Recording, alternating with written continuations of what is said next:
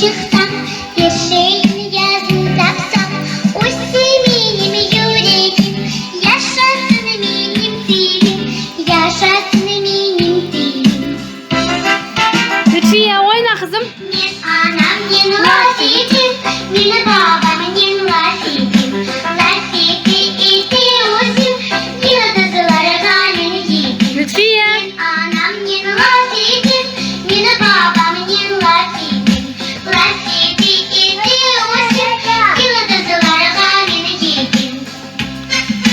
Oyna. Koca el çıkılarını.